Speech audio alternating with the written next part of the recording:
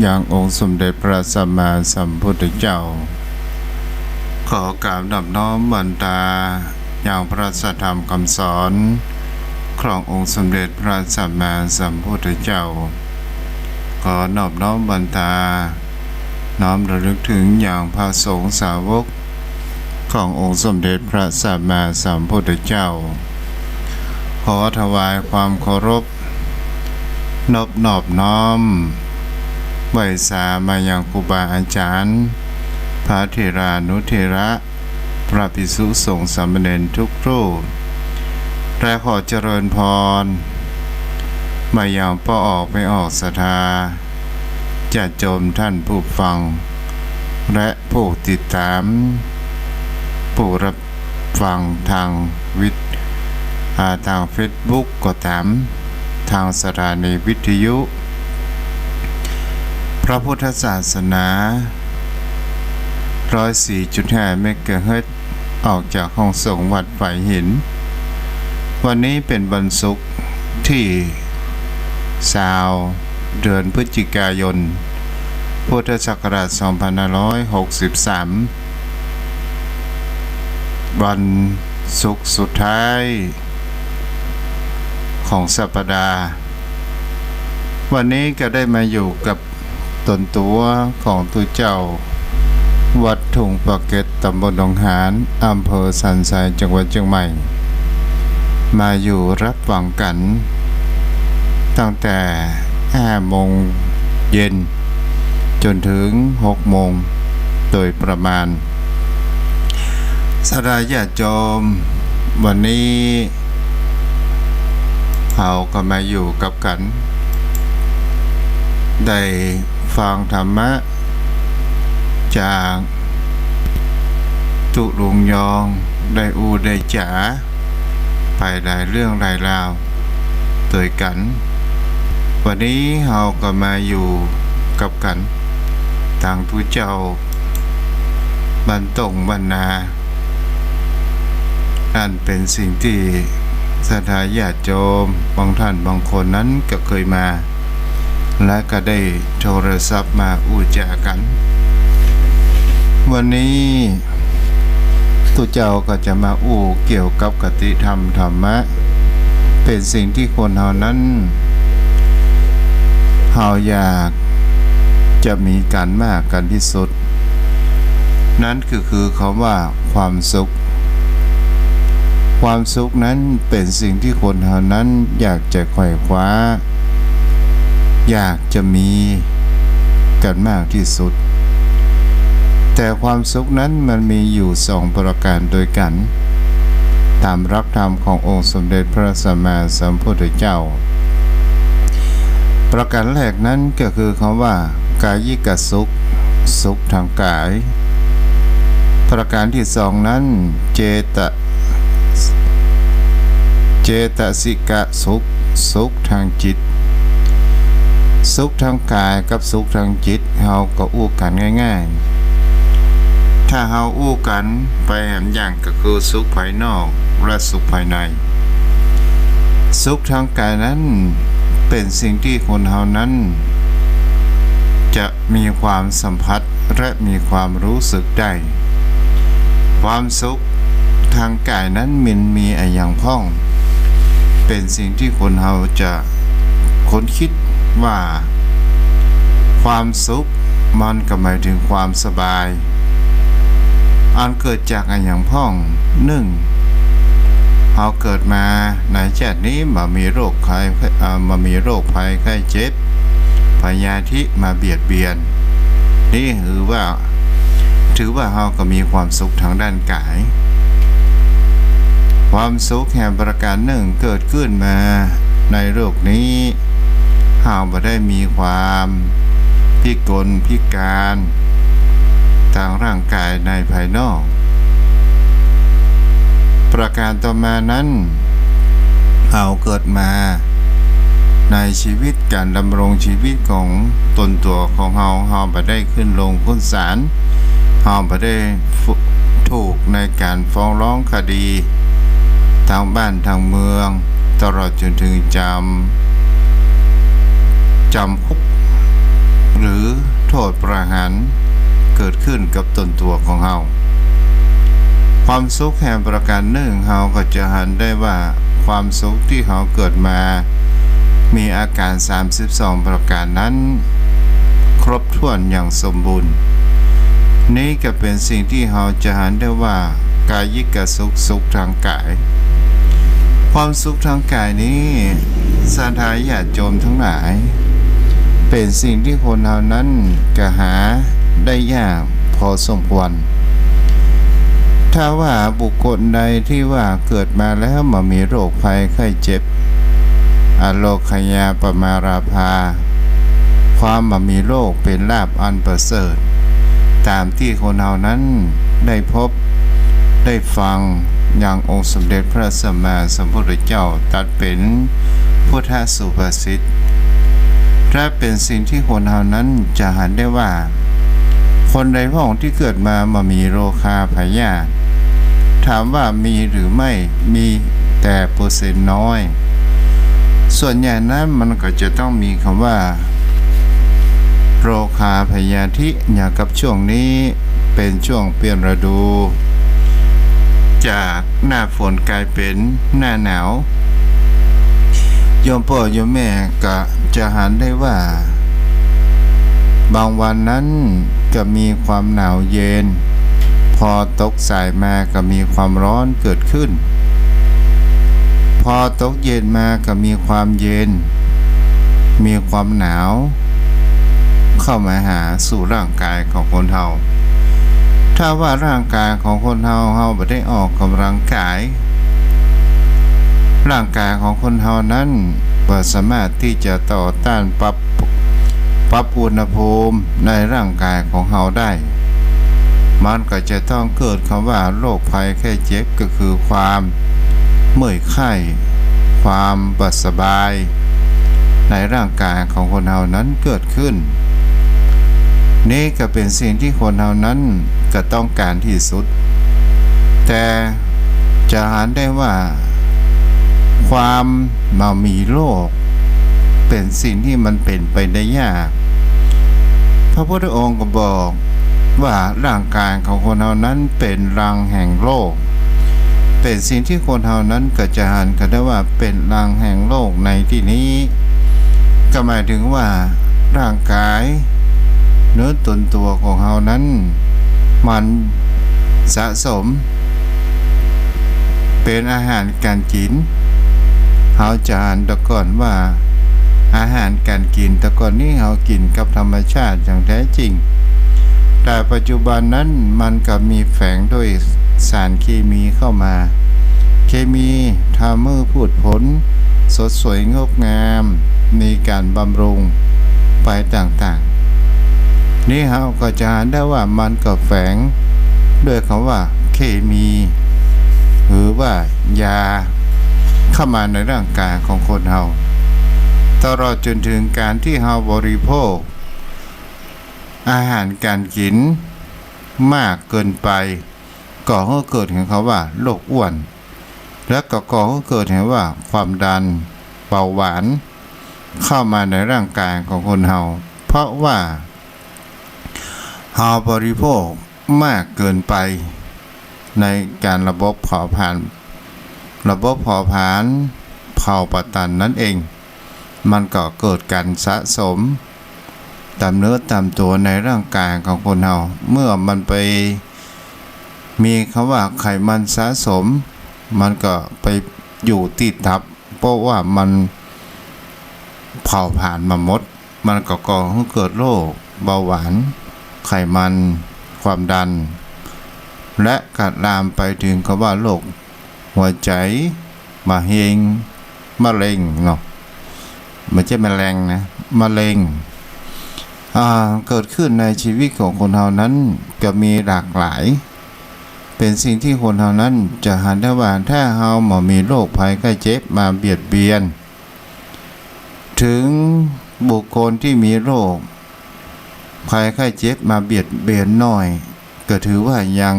ดีกว่าศรัทธาญาติโยมทั้งหลายเป็นสิ่งที่คนเฮาต้องการมากที่สุดบ่อยากจะให้มีโรค ถ้าบุคคลใดเกิดมามีโลกก็ถือว่าเป็นลาภอันประเสริฐในชีวิตของคนเฮาต่อมาก็คือเฮาเกิดมาแล้วร่างกายของคนเฮานั้นมีความว่าพิกลพิการอย่างใดอย่างหนึ่งเป็นสิ่งที่คนเฮานั้นก็จะหันกันได้ว่าบางท่านบางคนเกิดมาอาการ32ประการนั้นประกอบอย่างใดอย่างหนึ่งแต่เป็นสิ่งที่คนเฮานั้นจะหันกันได้ว่าบางท่านบางคนถึงว่าเกิดมาพิการแก่ก็มีความสามารถพิเศษและมีความขยันทางด้านสิ่งที่ชอบศรัทธาญาติโยมทั้งหลายเฮาก็จะสังเกตเห็นได้ว่าบางท่านบางคนก็พิการแข้งขาแต่มีกำลังใจฮึดสู้ในการฝ่าฟันอุปสรรคปัญหาต่างๆอาจจะเป็นช่างหรือจะเป็นนักวาดรูปจิตรกรต่างๆก็มีบางท่านบางคนนั้นกับพิการทางสายตาก็มีความพรสวรรค์ในการจดจำและในการร้องเพลงจะเป็นสิ่งที่คนเฮานั้นก็จะหันกันได้ว่าคนที่เฮาเกิดมาครบอาการ32ประการบางคราวก็ยังการผู้พิการบุคคลที่เกิดมามีอาการ32ประการแต่มีความเกียจคร้านมันมีความอดทนมีแต่ความท้อเฮาก็จะหันกันได้ว่าเป็นสิ่งที่คนเฮานั้นบางคราวถ้าเฮาพิการอย่างนี้เขาเรียกว่าพิการใจคนเฮาที่เกิดมามีอาการ32ประการก็ถือว่าคนเฮานั้นมีความโชคดีเกิดขึ้นในตนตัวของคนเฮานั้นเอง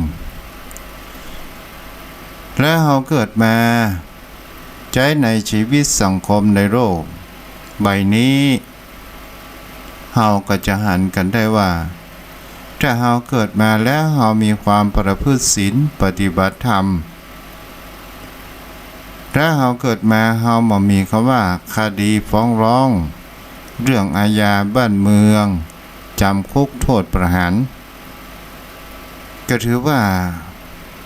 บุคคลนั้นเกิดมาก็ถือว่ามีความสุขทางด้านร่างกาย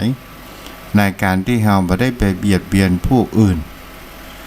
นี่ก็คือความสุขทางด้านกายนั่นเองและก็เป็นสิ่งที่คนเฮาจะหาได้ว่านี่เป็นคำว่าปกติสุขคำว่าปกติสุขในที่นี้มันก็รวมไปสิ่งที่เหตุ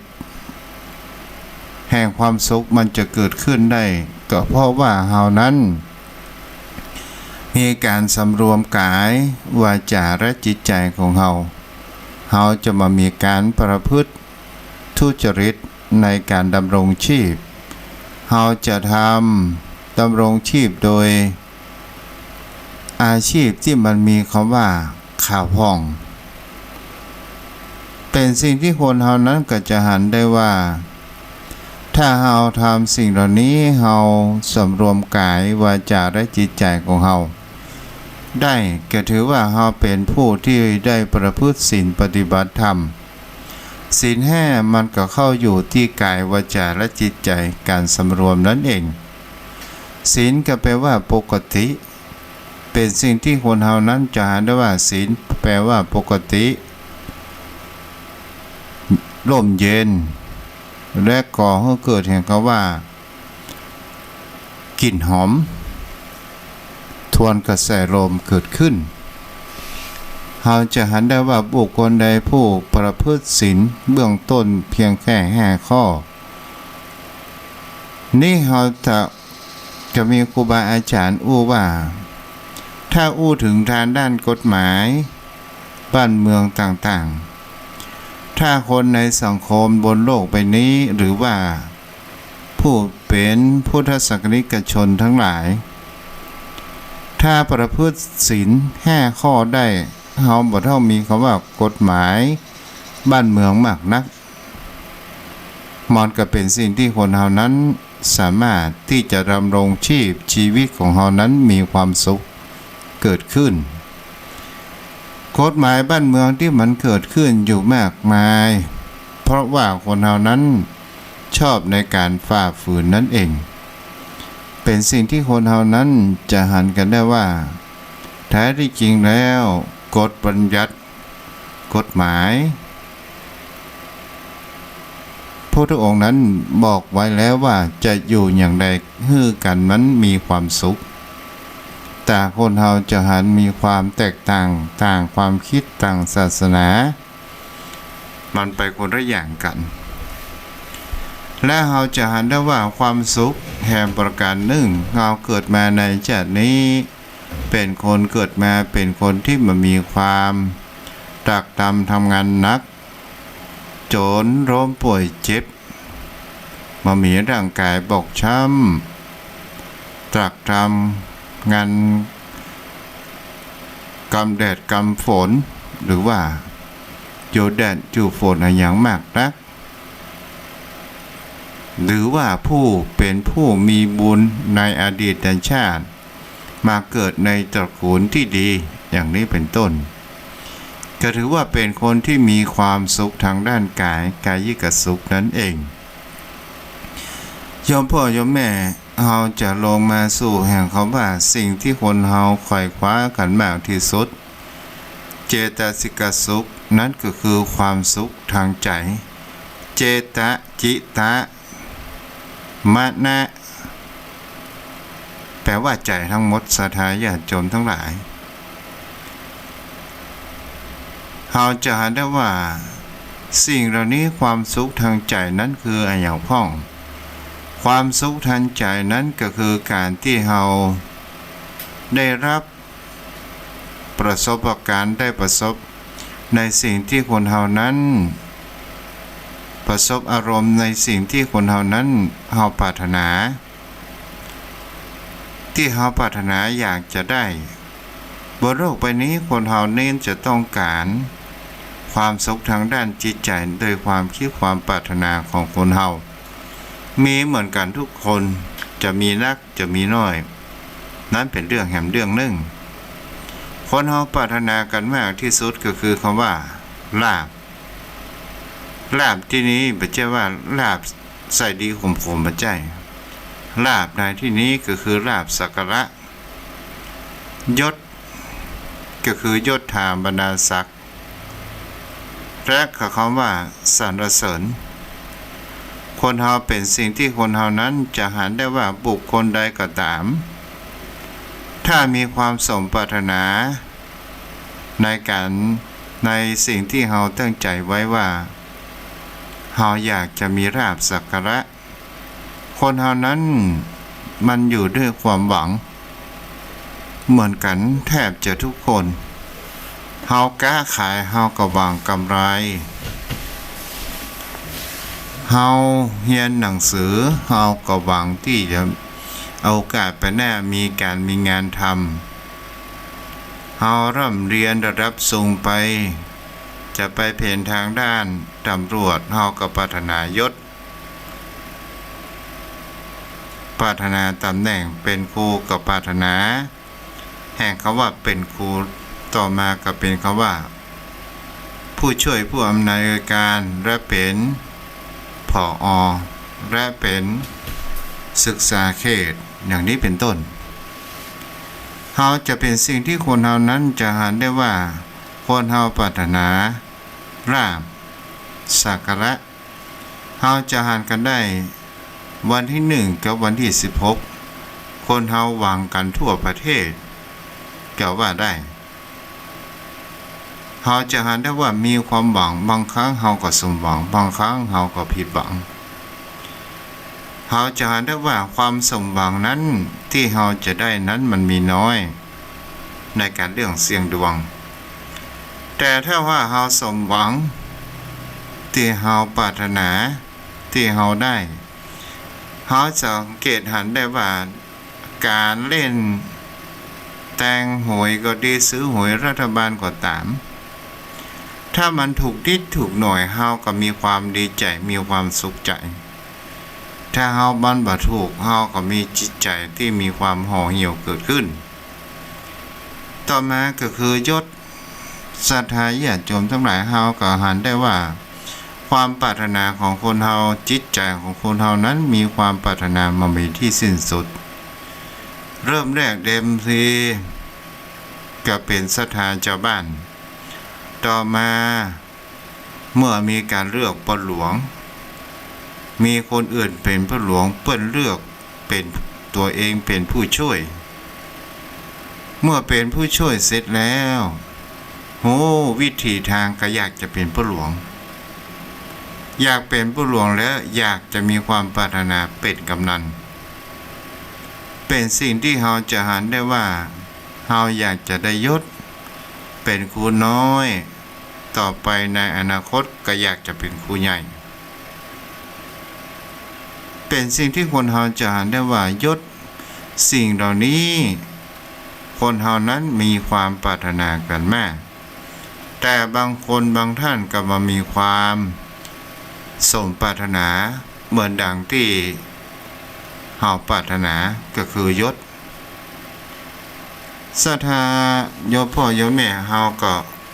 จะหันได้ว่านี่ก็คือจิตใจความปรารถนาของคนเฮานั้นมันมามีที่สิ้นสุดนั่นเองเป็นสิ่งที่เฮาจะหันมาแห่งประการหนึ่งบางคนบางท่านเคยเป็นสทเคยเป็นนายกนายเทศบาลและมีความปรารถนาที่อยากจะเป็นสจที่เพิ่นจะเลือกแห่งปัจจุบันต่างหน้าศรัทธาญาติโยมทั้งหลายสิ่งเหล่านี้นั้นก็คือความปรารถนาของคนเฮาบางท่านบางคนก็มีความสมปรารถนาบางคนบางท่านก็มาได้รับเลือกเป็นสจก็มีความห่อเหี่ยวในจิตใจและก็มีความบางครั้งบางคราวก็หรือว่าคะแนนไปตกหล่นอย่างที่ไหนแล้วก็บางครั้งบางคราวก็มีความผูกอาฆาตกันเกิดขึ้นนั่นเองและแห่งประการหนึ่งนั่นก็คือคำว่าสรรเสริญโยมพ่อโยมแม่เฮาก็จะหันสังเกตได้ว่าเสียงสรรเสริญนั้นเป็นเสียงที่ยืนยอทำให้จิตใจของคนเฮานั้นมีความเฟื่องฟูถ้าเฮาอู้ไปแห่งประการหนึ่งก็คือกำลังใจเป็นสิ่งที่คนเฮานั้นจะหันได้ว่าเมื่อเฮามีความว่าสรรเสริญยืนยอมีจิตใจของคนที่ได้รับความสรรเสริญนั้นมันมีความฟูใจและมีความชื่นใจกว่าสิ่งอื่นๆตลอดจนถึงบุคคลที่เราจะหันได้ว่าบุคคล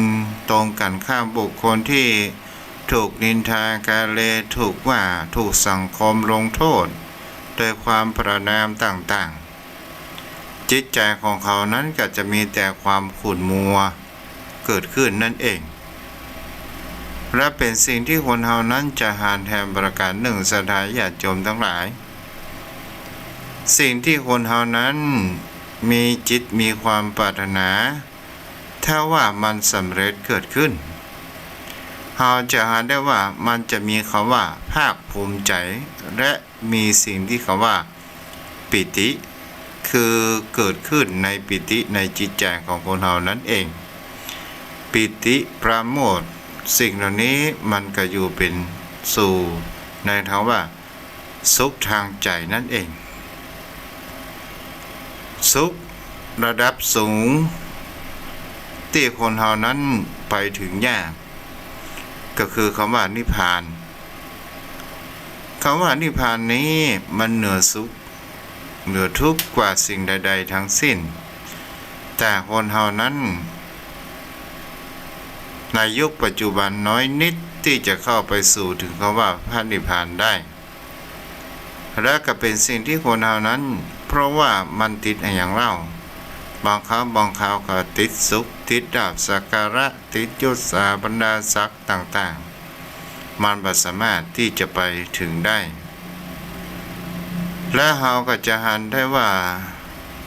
มีตัวอย่างครั้งในพระพุทธกาลศรัทธาญาติโยมทั้งหลาย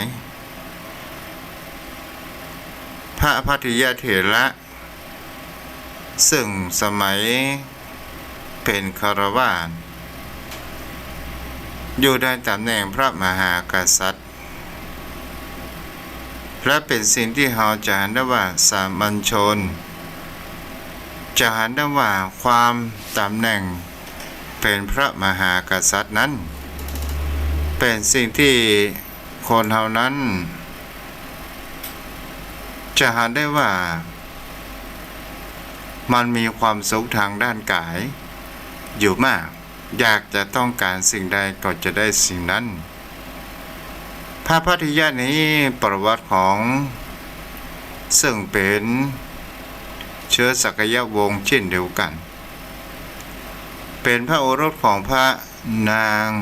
สักยกัญญาพระนามว่า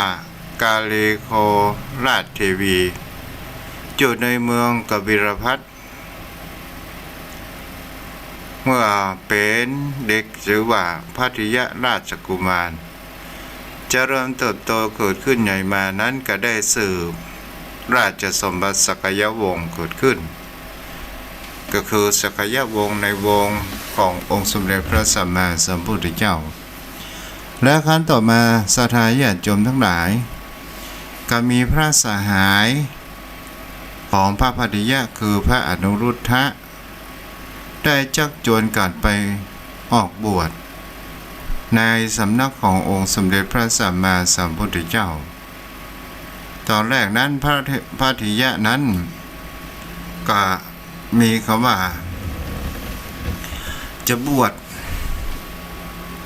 พอให้พอดีแล้วก็จะศึกมาหมู่พระสหายทั้งหลายไปบวชกันครั้งหนึ่งในชีวิตในที่คนเรานั้นเกิดมาพระสหายก็มีประกอบไปด้วยพระอนุรุทธะพระนันทะภักคุกิมพีระและเทวทัตตลอดจนถึงอุปรีผู้เป็นผู้สามาลาหรือว่าช่างตัดผมรวมกันเป็น6ได้ไปสำนักขององค์สมเด็จพระสัมมาสัมพุทธเจ้าก็ได้คุณขออุปสมบทในพระธรรมวินัยพระภัททิยะคนนี้องค์นี้ได้อุปสมบทแล้วก็ตั้งจิตใจในการบำเพ็ญธรรมปฏิบัติธรรมอยู่มานานก็ได้บรรลุเป็นพระอรหันต์และก็ในการประพฤติปฏิบัตินั้นเมื่อเขาบรรลุเป็นพระอรหันตผลแล้วก็ไปอยู่ที่ใต้ต้นไม้พ่องในป่าช้าพ่องแม้กระทั่งเรื่องเขาว่าเรือนว่างเปล่าและพระภัททิยะนี้ชอบเปล่งอุทานอยู่เสมอว่าสุขหนอสุขหนอสุขหนอก็มีพระสงฆ์รูปอื่นศรัทธาญาติโยมทั้งหลายก็เกิดมีคำถามในจิตใจได้อู้จากกันว่าโอ้พระภัททิยะนี้ยังละกิเลสตัณหาความเป็นกษัตริย์ยังบ่ได้เตื้อแล้วทำไมถึงเปล่งอุทานว่าสุขหนอสุขหนออย่างนี้เป็นต้นก็ได้นำความนี้ไปทูลบอกแต่องค์สมเด็จพระสัมมาสัมพุทธเจ้าเมื่อพระพุทธเจ้าได้ยินอย่างนั้นก็ได้ให้พระสงฆ์นั้นไปติดตามพระภัททิยะมาเข้าเฝ้านั่นเองศรัทธาญาติโยมทั้งหลายเมื่อพระพุทธองค์ถามว่าภัททิยะเธอได้เปล่งอุทานคำว่าสุขหนอสุขหนอจริงหรือพ พระภริยะจริงพระเจ้าค่ะและสาเหตุอย่างใดถึงว่าได้เปล่งอุทานอย่างนี้พระภริยะ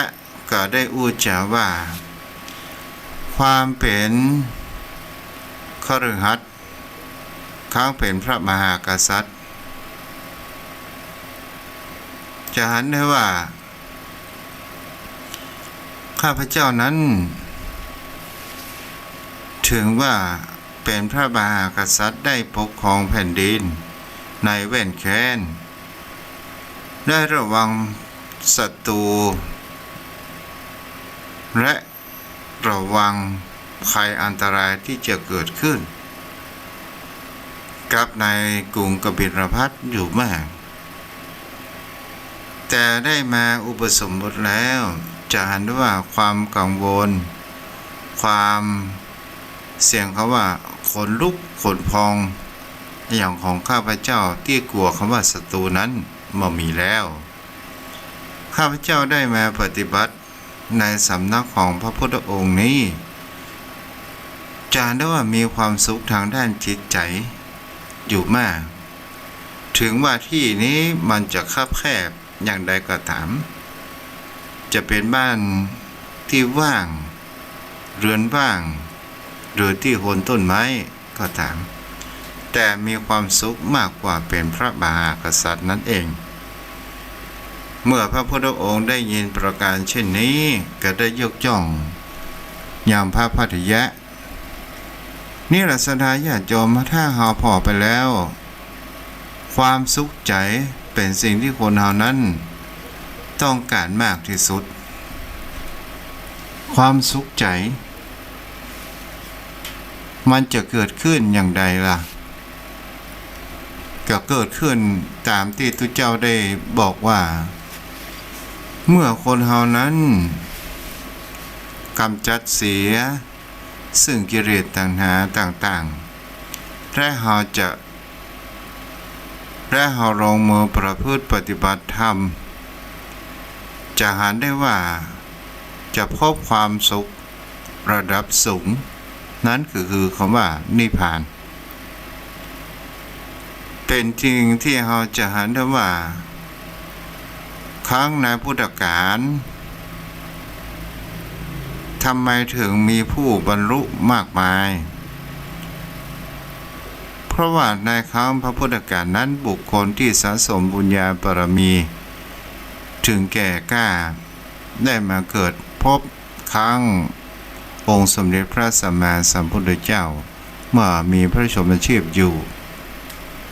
และผู้คนทั้งหลายในยุคปัจจุบันมันก็มีการเปลี่ยนแปลงแต่ก็มีผู้ที่จะกำจัดกิเลสได้เป็นพระอริยบุคคลได้สดาญาติโยมท่านผู้ฟังทั้งหลายความสุขทางใจนี้เฮาอู้กันง่ายๆเมื่อเฮาคิดอยู่เสมอว่าโลกใบนี้มันตึงมาแน่มานอนมันเป็นเรื่องธรรมชาติธรรมดาและความเปลี่ยนแปลงไปอันนี้เฮาก็จะได้ความสุขใจเกิดขึ้นเฮามามีความโกรธอยู่มากมายมามีความโลภมากมามีจิตใจที่รุ่มหลงที่เฮาลุ่มหลงในสิ่งใดสิ่งหนึ่งโดยการที่เฮาว่าขาดคำว่าปัญญาขาดสติและเฮาก็จะมีความสุขในชีวิตของคนเฮาสิ่งที่คนเฮานั้นจะหันกันได้ว่าผู้คนทั้งหลายนี้จะชอบในเรื่องความอิทธิฤทธิ์มีอิทธิฤทธิ์มากกว่า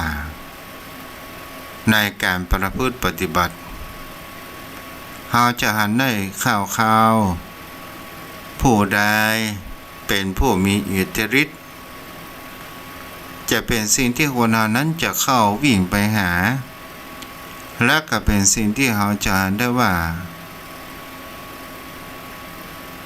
พระสงฆ์หรือว่าคฤหัสถ์ ที่อวดอ้างสรรพคุณต่างๆนานากันเกิดขึ้นบางครั้งบางคราวมันกระปาให้จิตใจของเรานั้นรุ่มหลงและก็ก่อให้เกิดเฮามีคำว่ามืดมิดหรือคำว่าอาวิชชามาบังตานั่นเองและเฮาจะประหารแสงสว่างแห่งปัญญานั้นก็คือคำว่ามืด8ด้านเอาละโยมพ่อโยมแม่วันนี้ทุกเจ้าก็ได้อู้มาพอสมควรก็ได้อู้เป็นสิ่งเนื้อทั้งหมดเด้อน้ำมีพอให้พอดีเนาะโยมพ่อโยมแม่ก็วันพัดหน้ากลับมาปะกันใหม่ตอนนี้เราก็สามารถจะโทรมาได้เด้อ0631639950สามารถโทรเข้ามาได้0631639950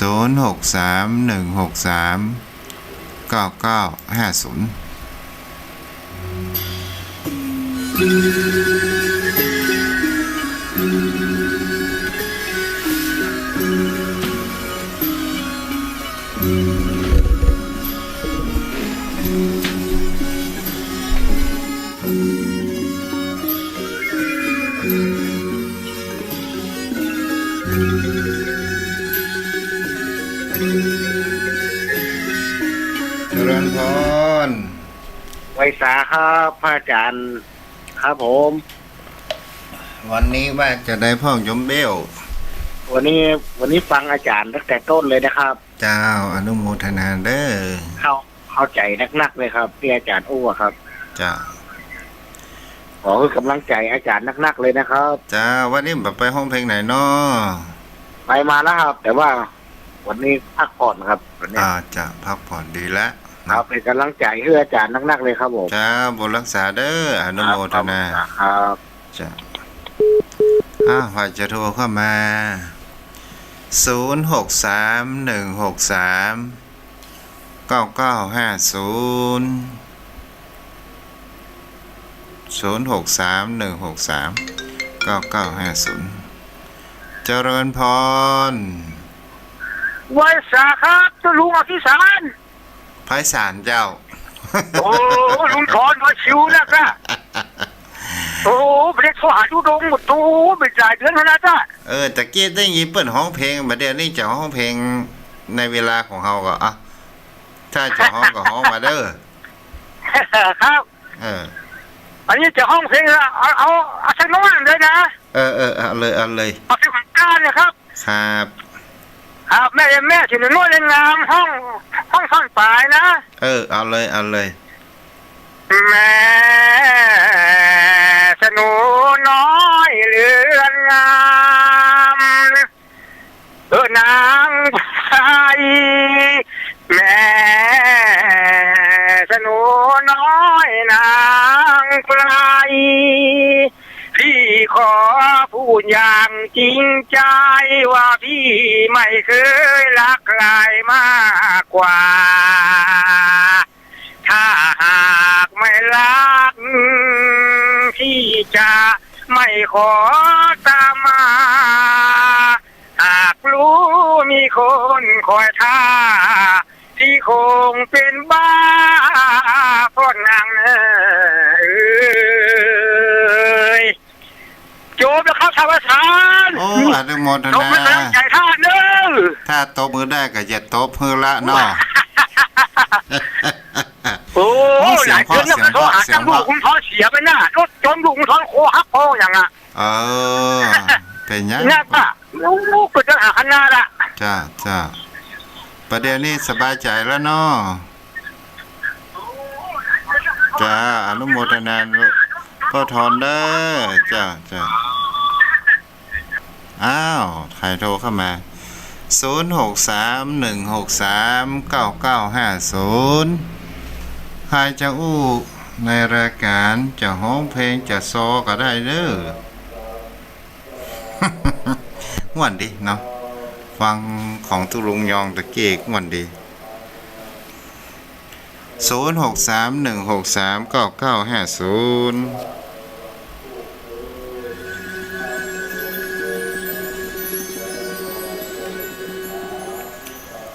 พ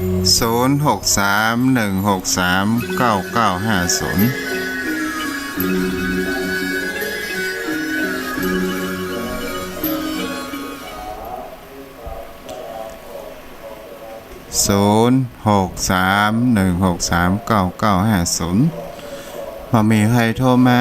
ทุกเจ้าก็จะอู้ไปเนาะขออนุโมทนาบุญกับแม่จันเพนที่ได้ให้หอมแผ่นสำเร็จกับทุกเจ้า300 บาทเนาะ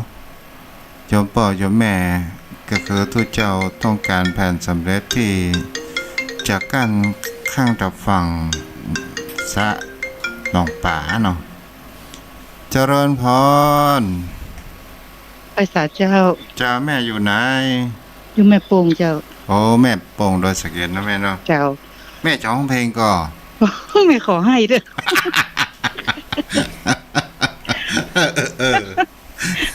เจ้าถึงกำลังใจถวายกำลังใจให้ท่านนะเจ้า จ้าอนุโมทนาด้วยแม่ได้อ ฟังจันหลายแล้วแม่บ่มีโอกาสได้โทร เออจ้าฟังได้ แม่ เป็ ก็ นแล้ว ขอ ของ ตั้ง แม่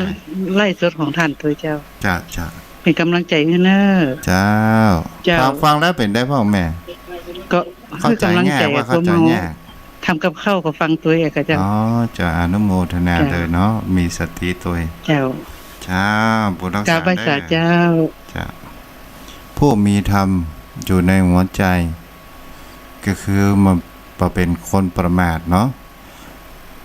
เฮาฟังธรรมตัวเนี่ยกินไปตัวเฮาก็จะได้เกิดปัญญาความคิดเอาโทรเข้ามาได้เด้อ0631639950วันนี้ได้3สาย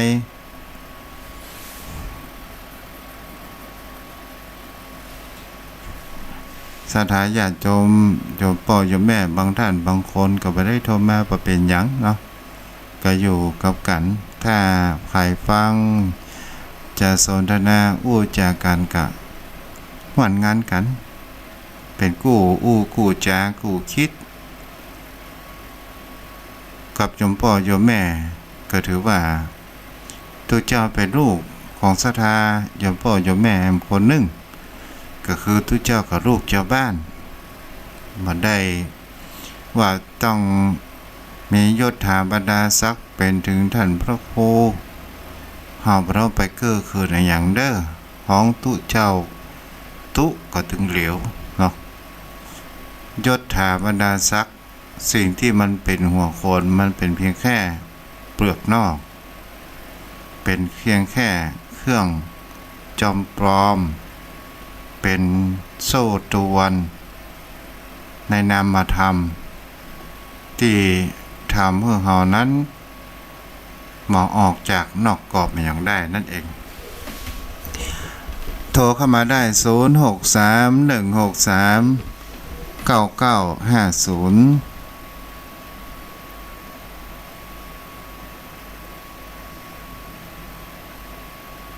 ถ้ามันมีไฟโทรมาทุกเจ้าก็จะเปิดเพลงไปเนาะ